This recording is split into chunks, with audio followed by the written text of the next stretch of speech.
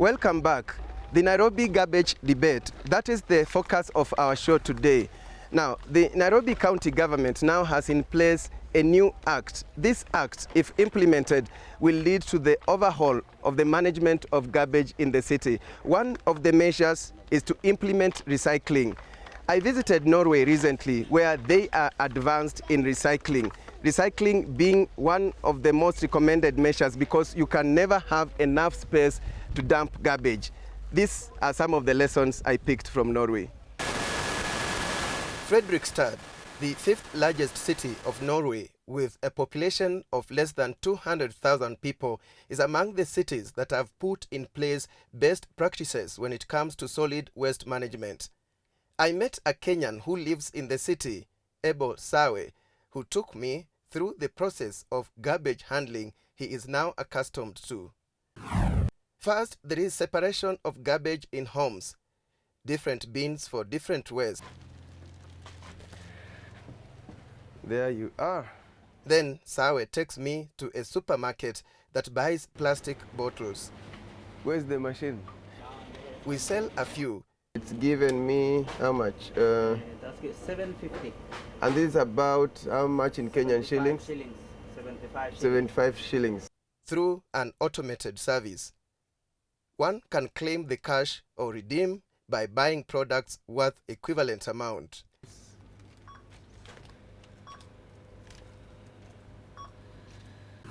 This is okay for this color. Just throw in, eh? Yeah.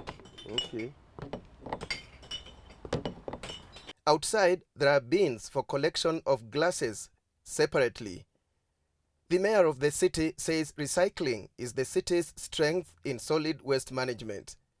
Our heat distribution, which also burns our waste, are also producing biogas. So we have a new factory outside the city here where we produce biogas, and then this biogas is used on our buses in this region. Apart from being used in buses, where else is the gas used? It's mainly used at the buses, but there are also some other services which is buying biogas. And we use this biogas also on our trucks who are collecting the waste in the city. So for biogas, let me just understand it again very well. Yeah. What is the material that will form the biogas? What is Well, the waste? it can be different materials because, for instance, if you have a slaughtery, they can deliver some of the rest products into this biogas factory and they create biogas from that. You see? Yeah. All this has a positive impact on mitigating climate change and adapting to its impact. Yeah, we try to use green energy. We also have been building out a system where we now are heating up buildings in the city center with steam from our factory outside the city here.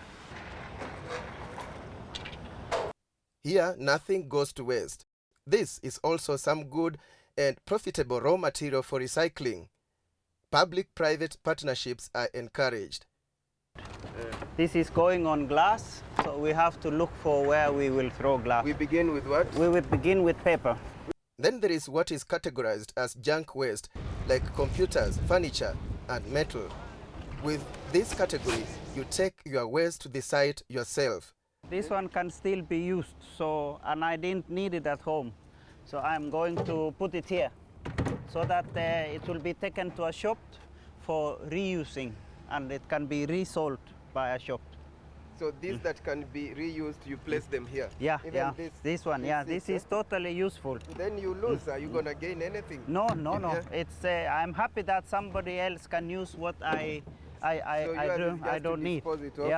Dispose it off. I don't need it. So that's the route Nairobi wants to go. But experts say it all depends on change of attitude and political will. If people had identified the opportunity in collection of this garbage, then there will be motivation to remove this garbage from this place. It seems there is no motivation to remove this garbage. It all starts in the mind of government officials, in the mind of the person who is dumping there, in the mind of Kenyan citizens. Why don't you see this in Europe? Ask yourself. The answer is very easy. It starts with the mind. We generate about 3,000 metric tons of waste every day. So if you don't correct for 3 days, that is 10,000.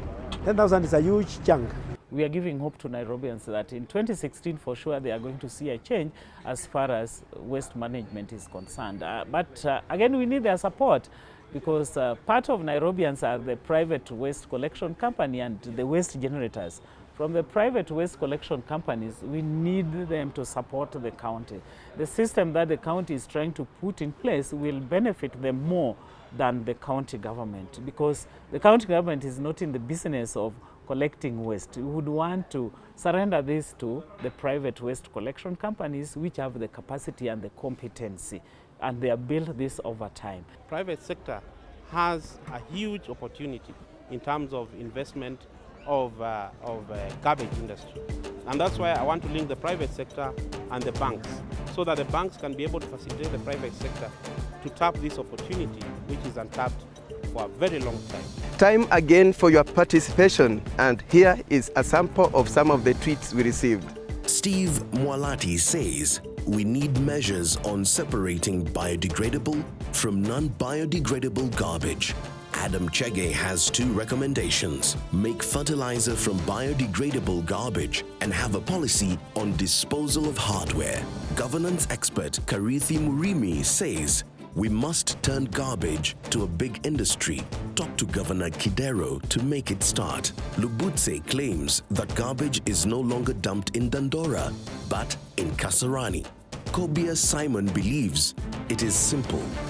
Make it a business. Privatize and license recycling farms. R.W. Wire says, in Rwanda, garbage has become a big business because of recycling. For the Chamwada Report, I'm Robert Randall. With that, we come to the end of the show.